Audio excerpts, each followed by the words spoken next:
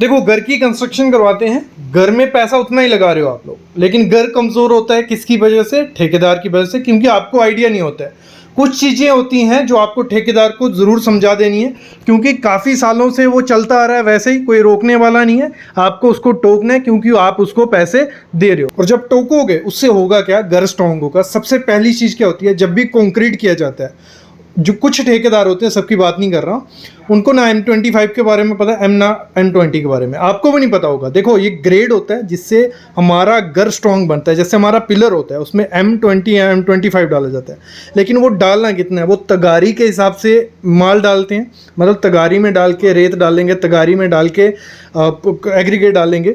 तो आपको आइडिया नहीं होगा, तो मैं पहले आपको बताता हूँ कि कैसे आपको तगारी के हिसाब से माल डलवाना है, ये अपने ठेकेदार को बताना है। फिर 15 बातें और ऐसी, वो मैं आगे बताता हूँ आपको। सबसे पहली चीज देखो, जो एक सीमेंट का बैग हमें मार्केट में मिलता है किसी भी कंपनी, अंबुजा, ACC, 50 kg का होता है, 50 किलो का होता है। और उस 50 किलो को बैग या वगैरह तगारी में डालोगे किसी, जैसे ये तगारी सामने देख रहे हो, ये 15 से 15 लीटर वाली है। ऐसे ही आपको बोलना है कि हमें 17 kg वाली तगारी दो, या 16 kg या 15 kg, आपको वो तगारी मिल जाएगी। सबसे पहला काम ये करना है, तगारी आपको लीटर के हिसाब से मिलेगी, केजी के हिसाब से मिल जाती है। जब बोलोगे दे देंगे। नॉर्मल भी लोगे, जैसे ये सामने तगारी देख रहे हो, ऐसे लोगे तो एक तगारी में एक बैग सीमेंट आ जाता है। मतलब 3 तगारी में एक बैग सीमेंट आपका आ जाएगा। मतलब अप्रोक्स एक तगारी में 17 kg आता है, मतलब 16.95 कुछ आता है। मतलब 17 kg एक तगारी में सीमेंट आता है। कितना? 17 kg। यहां तक क्लियर हो गया कि आपकी जो तगारी रहेगी, एक तगारी में 17 kg आता है। फिर समझो, आगे समझते हैं इस चीज को। फिर रेशो आती है, नॉमिनल मिक्स होते हैं। हमें IS कोड ने कहा है, आप यूज करो, कोई दिक्कत नहीं है। स्ट्रेंथ थोड़ी बहुत ही आगे पीछे होगी। M25 जो कंक्रीट होता है, उसकी रेशो होती है 1:1:2। मतलब एक में सीमेंट, एक में सैंड और एग्रीगेट। ठीक है, सीमेंट, बालू और कपची। क्लियर हो गया। और ये M25 आपको यूज करना है स्लैब और कॉलम में, बीम में। ठीक है, M25 ही करो, बहुत अच्छी स्ट्रेंथ मिलेगी। फिर जहां M20 कर सकते हो, 1 रेशो में सीमेंट, 1.5 में सैंड और एग्रीगेट। क्लियर? यहां तक क्लियर हो गया। M15 में 1, 2, 4, M10 में 1, 3, 6, इतना ही यूज। इससे कम वाले जो रहते हैं 7.5, 5, वो कुछ किसी काम के नहीं है। ये 2 करने आपको PCC में और ये RCC में। अब समझना है, अगर हम M25 का स्लैब के लिए माल बना रहे हैं, कंक्रीट बना रहे हैं, ठीक है, M25 का, उसमें एक सीमेंट था, सैंड थी, एग्रीगेट था। एक बैग सीमेंट में 3 तगारी बन रही थी हमारी। कितनी? एक बैग सीमेंट में 3 तगारी। एक बैग सीमेंट हमने मिक्सर में डाल दिया। ठीक है, डाल दिया मिक्सर में। फिर जब सैंड आपको डालनी है, वो कितनी डालनी है? देखो, ये 50 kg है, तो ये भी एक ही है, ये भी 50 kg होगा, और ये 2 है, तो 50 × 2 100 kg हो जाएगा। समझे? यहां तक समझे? तो जब सैंड आपको डालनी है, 50 / 17, 17 क्यों किया? एक तगारी में हमारी कितनी? 17 kg जा रहा था, तो 50 kg हमें डालनी है, तो 3 तगारी हमें सैंड डाल देनी है। एग्रीगेट कितने डालें? 100 kg बन रहा है, क्योंकि देखो हमें चलना है सीमेंट के बैग के हिसाब से। एक बैग सीमेंट डालोगे तो आपको 100 kg डालना है, अगर M25 का माल बढ़ रहे हैं। क्यों? 1:1:2 है। तो आपको जो हमेशा जब भी करना है, तो 50 इंटू जो भी रेशो होगी, 50 × 2 है, 100 यहां आ गया। एक तगारी 17 kg की है, तो 6 तगारी हमें डालनी। केजी के हिसाब से डालना है तो सीधा 50 kg 100 kg डाल दो, वेट करके। तगाड़ी के हिसाब से डालना है तो आपको यहां 3 तगाड़ी, यहां 6 तगाड़ी। फिर समझता हूं, आपको नहीं समझ आया हो कईयों को। समझ लो, ये हमारी एक है, M20 कंक्रीट है, 1:1:2 होता है। एक हमारा एक बैग सीमेंट है 50 kg, तो ये 1.5 है, तो कितना कर देना है? 50 × 1.5 कितना हो गया? 75 kg। 50 × 2 कितना हो गया? 100 kg। आपका जितना भी रेशो होगा उसको मल्टीप्लाई कर देना है। सीमेंट हमारा 3 तगारी डल गया। सैंड जो होगी 75 kg आई थी, एक तगारी 17 kg की, तो 4.4 मतलब 4.5 तगारी आपको क्या सैंड डाल देनी है। एग्रीगेट कितना डलेगा? 100 kg बना था, एक तगारी 17 kg की, 6 तगारी। और फुलिश और कॉन्ट्रैक्टर क्या बोलते हैं कि जो तराई है, क्यूरिंग है, ऐसे भी सर्दी है, अभी सुबह में अगर इसको पानी देंगे तो दिक्कत आएगी, तो आपको तराई 10 से 12 दिन करनी है, तभी वो कंक्रीट M25 का M25 रहेगा। तो कभी भी कॉन्ट्रैक्टर के बहकावे में नहीं आना है, आपको 12 दिन तराई करनी है। वो जल्दी तराई इस कम भी करते हैं कि कंक्रीट जल्दी स्ट्रेंथ पकड़ ले, भले क्रैक आए लेकिन उनकी शटरिंग खुल जाए। शटरिंग जल्दी खोलने के चक्कर में पानी तराई कम करते हैं, तो ये चीज उसको नहीं करने देनी है। अगली मोस्ट इंपॉर्टेंट चीज होती है, आपको ठेकेदार क्या बोलेंगे, जैसे कोई स्टील डिटेल बना, आपने ड्राइंग बनाई किसी आर्किटेक्ट से, स्ट्रक्चरल इंजीनियर से आपने स्टील की डिटेल बना ली, आपको कुछ ठेकेदार बोलेंगे कि ये एक्स्ट्रा स्टील इसमें दिया है, कईयों में बोलेंगे कि ये स्टील गलत दिया है, कईयों में बोलेंगे ये पिलर का साइज बहुत ज्यादा है। जब भी आर्किटेक्ट डिजाइन करता है, वो घर एक स्टोरी आप बनाने वाले हो, 2 स्टोरी के हिसाब से आपको सरिया देगा, 3 स्टोरी के हिसाब से, अगर 2 स्टोरी बनाने वाले हो 3 के हिसाब से देगा, क्योंकि वो फ्यूचर प्लानिंग लेके चलते हैं। आपने एक्सटेंशन करना ही होता है। आप अभी सोचोगे 1 साल पहले कि नहीं हम इतना ही बनाना है, ऊपर जाना ही नहीं है, लेकिन आप 10 साल या 15 साल बाद वो आपका बेटा कर देगा, तो तब आप सरिया तो दे नहीं पाओगे, तो वो पहले लेके चलता है। लेकिन ये ठेकेदार को नहीं समझ आती है, क्योंकि उसने विद मटेरियल अगर आपने उसको काम दिया है तो चाहेगा कम से कम सरिया लगे। तो आपको जो भी ड्राइंग होगी आर्किटेक्ट से बनवानी है, और जितना जैसा सरिया उसने कहा है वैसे देना, और आर्किटेक्ट एक्सपीरियंस्ड होना चाहिए, ये पहली शर्त रहती है। किसी सिविल इंजीनियर या किसी फ्रेशर से बना लोगे तो दिक्कत रहेगी, वो दिक्कत रहती है क्योंकि एक्सपीरियंस इतना नहीं होगा।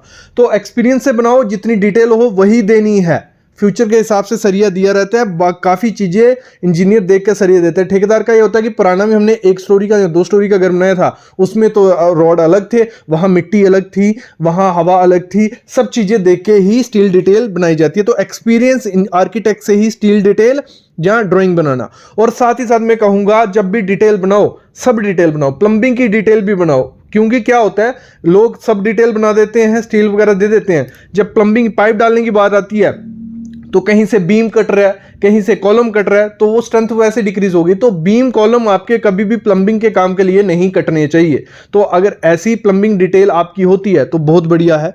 अगली चीज होती है वैसे ही फुटिंग की डेप्थ। मैंने ठेकेदार देखा है कि बोलते हैं यार 3 से 4 फीट बहुत है, 5 फीट बहुत हो गया, आपने तो 1 स्टोरी या 2 स्टोरी या 3 स्टोरी बनानी, 5 फीट कौन देता है? देखो डेप्थ भी कौन डिसाइड करता है? हमारा इंजीनियर डिसाइड कर रहा है कि उसने देखा है कि 3 स्टोरी बनेंगे, फ्यूचर में 2 स्टोरी, भले 1 स्टोरी बन रही है, लेकिन मिट्टी की क्वालिटी मैटर करती है ना। अगर लूज मिट्टी होगी, 3-4 फीट गड्ढा करोगे तो बाद में गिरने के चांसेस हो जाते हैं। तो 5 से 6 फीट जितना उसने गहराई कही है डेप्थ करने को, उतनी डेप्थ करके ही अपनी घर बनाओ। अगली प्लिंथ बीम की हाइट होती है। कुछ ठेकेदार क्या बोलते हैं 2 से 2.5 फीट बहुत है, इतनी कौन सा रोड ऊपर होने वाला है, कौन सा पानी अंदर आने वाला है। देखो डेवलपमेंट इंडिया की चल रही है अभी, रोड मतलब मैं बोलता हूं 3-4 साल बाद एक लेयर डल गई होती है, 20-25 साल बाद वो 2.5 फीट आपके लेवल तक पहुंच जाएगा। 2.5 फीट नहीं भी पहुंचेगा, लेकिन पानी का लेवल होने वाला है ऊपर, तो पानी अंदर भी आएगा और रोड ऊंचा हो गया तो दिक्कतें आने वाली हैं। तो आपको कम से कम 3 फीट इस समय लेके चलना पड़ेगा अपने प्लिंथ की हाइट। तो प्लिंथ के नीचे ब्रिक वर्क करवा लो या प्लम कंक्रीट करवा लो, अपने प्लिंथ की हाइट बढ़वा लो, ठेकेदार के बहकावे में नहीं हो। जो आपको 2-2.5 फीट देगा वो दिक्कत आएगी। अगली चीज होती है कॉलम की लैपिंग देनी पड़ती है। जब पिलर का लैप जो रहता है, सरिया जो रहता है, कहीं भी नहीं देना होता है, तो ठेकेदार क्या करते हैं, एक नीचे से सरिया खड़ा कर देते हैं 7 मीटर और 5 मीटर का, ठीक है, क्योंकि 12 मीटर का लेंथ आ रहा है, 40 फुट की लेंथ आ रही है, उसकी कटिंग करके खड़े कर देते हैं। और जब दूसरा फ्लोर पड़ता है उसी की स्लैब पे लैप आता है। कभी भी जो स्लैब होती है वहां पे लैप नहीं देना है, वो सबसे क्रिटिकल जोन होता है फेलियर का, वहां सबसे ज्यादा पिलर फेल होते हैं, तो वहां पे लैप नहीं देना। आपको हमेशा पिलर के सेंटर में लैप आना चाहिए, वो भी आगे पीछे होना चाहिए, अल्टरनेट होना चाहिए, एक जगह पे लैप नहीं आना चाहिए। तो उससे क्या होगा, लोड प्रॉपर से डिस्ट्रीब्यूट होगा। तो उसको बोल दो कि हमारा लैप सेंटर में रहना चाहिए। जैसे 10 फीट हाइट है घर की, ठीक है, तो सेंटर कहां हो गया 5 फीट, तो 5 फीट के आगे पीछे ही आपका लैप होना चाहिए, ना तो 1 फीट पे, ना तो 2 फीट पे, ऐसे, ठीक है। स्लैब की थिकनेस भी दिक्कत देती है। ठेकेदार क्या करते हैं, यहां कंक्रीट बहुत ज्यादा जाता है, क्योंकि अगर आधा इंच भी स्लैब मोटी हो गई तो उनका कंक्रीट सीमेंट लेबर बहुत जा रहा है, तो वो कम से कम स्लैब देते हैं, मतलब 4.5 दे दी या 5 दे दी। तो आपको 5 इंच से कम स्लैब मोटाई नहीं रखनी है, 5 इंच रखनी ही रखनी है। 5 से 6 इंच स्लैब रखो, ज्यादा भी रखने की जरूरत नहीं है, कम भी नहीं। और 4 से 5 के हिसाब से करनी है कि स्लोप आपकी पूरी मेंटेन हो। वो क्या करते हैं, एक जगह 4 इंच कर देंगे, दूसरी जगह 5 इंच कर देंगे कि स्लोप, हमें स्लोप देनी थी, नहीं तो पानी रुकना था आपकी छत पे। तो आप करो क्या, एक जगह 6 इंच दे दो, 6.5 इंच दो भले, तो दूसरी जगह 5 इंच दो। 5 इंच से कम नहीं देने देना, नहीं तो दिक्कत आपको बाद में आने वाली है। आपका छत शिवर करेगा, क्रैक आएंगे, क्योंकि सरिया जो बीच में है, सरिये को मतलब कम से कम 1 इंच ऊपर नीचे जगह चाहिए, नहीं तो वो क्रैक कर देता है, सरिया अंदर सड़ने लग पड़ता है। तो ये चीज भी होती है। जब भी प्लास्टर होता है, देखो ठेकेदार को काम दिया तो वो बोलेगा आपने फॉल सीलिंग करवानी है, तो मेरे ख्याल में प्लास्टर की जरूरत नहीं है, एक्स्ट्रा खर्चा है, एक्स्ट्रा लेबर है, तो आपको प्लास्टर करवाना ही करवाना है। भले फॉल सीलिंग करवा रहे हो, उससे होगा क्या, जो नमी रहती है, मॉइस्चर रहता है, आपकी पीओपी को खराब कर देता है। अगर प्लास्टर नहीं करवाया होगा तो सीलन आएगी आपके घर में, तो प्लास्टर करवाना जरूर। फिर बहुत बड़ी गलती करते हैं, जैसे आपने ड्राइंग तो बना ली, कई जगह ड्राइंग नहीं बनाई जाती है, जब ठेकेदारी सब कुछ कर रहे हैं, चलो ठीक है, तो वो क्या करते हैं, लटक बीम नहीं देते हैं। लटक बीम कौन से होंगे, जो बीम नीचे दिखते हैं वो बीम घर में कम देते हैं, वो करते हैं स्लैब बीम दे देते हैं पूरे घर में।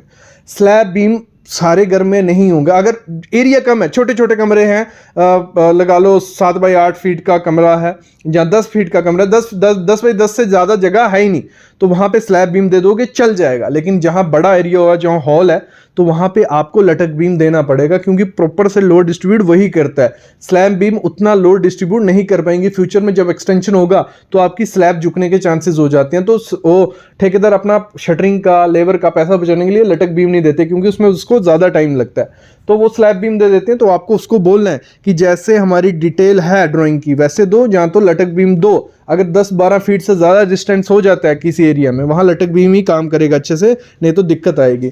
कुछ ठेकेदार क्या करते हैं, देखो हमारा बिल कैसे बनता है, स्लैब को मेजर किया जाता है, तो वो क्या करते हैं, स्लैब बढ़ाते हैं। 2-2.5 फीट छज्जा बहुत इनफ होता है, इतना ज़्यादा ज़रूरत नहीं होता है कि पानी नहीं लगता है अंदर, 2-2.5 फीट बहुत है। तो वो क्या करते हैं 3-3.5 या 4 फीट दे देते हैं, क्योंकि जितनी ज़्यादा बड़ी स्लैब होगी, छज्जे को भी मेजर किया जाएगा, तो उतना ज़्यादा उनका बिल बनेगा। जैसे रेट हुआ 1800 रुपये पर स्क्वायर फीट, तो पूरी स्लैब अगर ऐसे आपकी 1000 स्क्वायर फीट है, छज्जा निकाल दिया 200 स्क्वायर फीट बढ़ गया, तो 200 × 1800 करोगे, देखो ना एक्स्ट्रा बिल बनेगा। वो बिल फ्री का है, क्योंकि उसके नीचे तो छज्जे के नीचे कुछ नहीं आया, तो वो छज्जा भी लिमिटेड निकालना जितना आपको उसकी ज़रूरत होगी। अगली चीज़ क्या करते हैं ठेकेदार, लिंटल और कंक्रीट बैंड नहीं देते। लिंटल क्या हो गया, हमारा 7 फुट पे जो आता है खिड़कियां दरवाजों के ऊपर, वो बहुत इंपॉर्टेंट होता है, उससे क्रैक बढ़ते नहीं है और आपके घर को पकड़ के भी रखता है वो लिंटल। और कंक्रीट बैंड होता है जहां खिड़कियों के नीचे होता है, पूरे घर में कंक्रीट बैंड दोगे आपके घर में क्रैक भी नहीं आएंगे, घर को पकड़ के रखेगा। ठेकेदार नहीं देते हैं, वो क्या करते हैं सीधी दीवारें चढ़ाएंगे, स्लैब डाल देंगे, क्योंकि उनका लेबर बच रहा है, मटेरियल बच रहा है, टाइम बच रहा है, सरिया बच रहा है।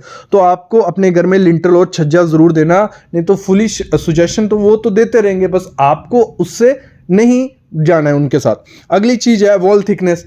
कुछ ठेकेदार क्या करते हैं, आप पिलर और बीम दे रहे हो तो फिर तो जो वॉल का कोई काम ही नहीं है, वो सही भी बोल रहे हैं, वॉल का कोई काम नहीं होता है, लेकिन मैं ये सुजेस्ट करूंगा बाहर की जो दीवारें 9 इंच की रहेंगी तो बहुत अच्छा है, क्योंकि सेफ्टी के पर्पज से भी अच्छा है, सीलन की पर्पज से भी अच्छा है, और प्रॉपर से अगर डिजाइन नहीं हुआ है, कॉलम बीम सही से डिजाइन नहीं हुआ है, तो हमारी जो बाहर की 9 इंच की दीवार होगी वो आपके घर का लोड प्रॉपर से डिस्ट्रीब्यूट कर पाएगी। तो मैं कहूंगा बाहर की तो 9 इंच की दे दो, भले अंदर की 4 इंच की दो, ये चीज भी कर सकते हो।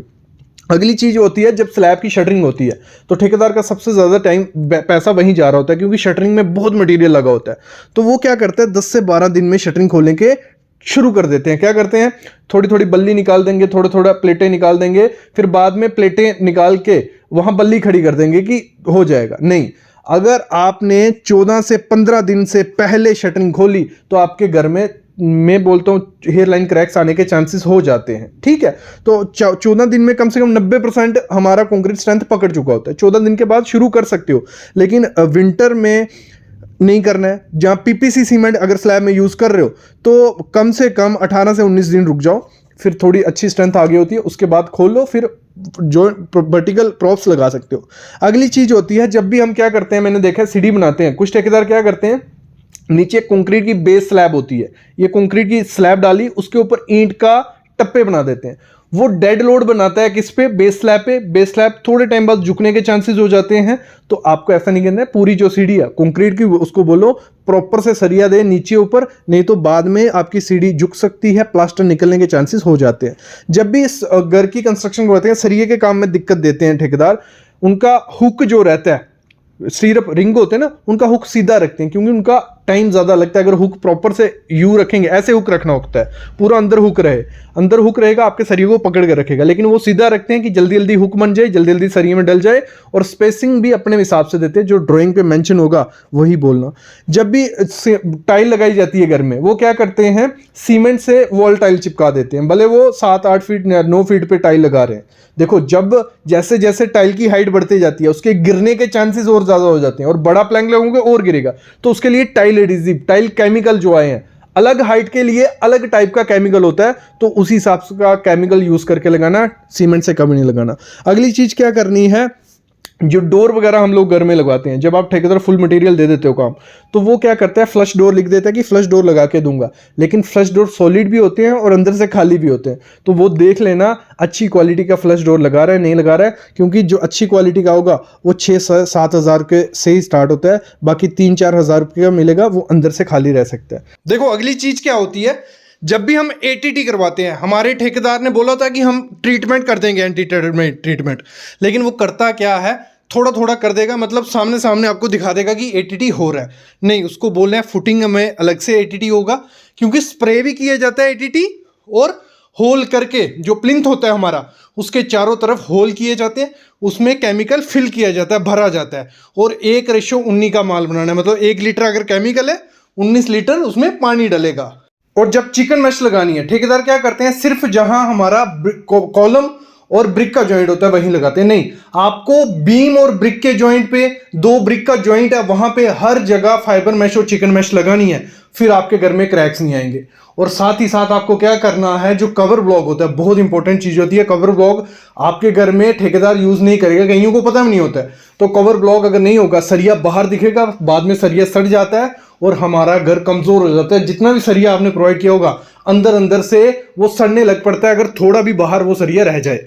बातें काफ़ी ज़्यादा हो गई हैं, आई होप आपको समझ आ गई हूँ क्या मैंने बातें बताई कि कॉन्ट्रैक्टर आपको बेवकूफ़ बना सकता है। सारे नहीं बनाते, कुछ बनाते हैं, लेकिन उनसे बच के रहना है। बचना क्या है, बस ये चीज़ें आपको उनको नोटिस करनी है। अगर ऐसा कर रहे हैं तो उनको सुझाव देना है कि ऐसे नहीं ऐसे करो। बाकी आई होप आइडिया लग गया होगा। अगर पार्ट 2 डिमांड करते हो कमेंट करना, बाकी चैनल को सब्सक्राइब कर लो और बेल आइकन दबा लो।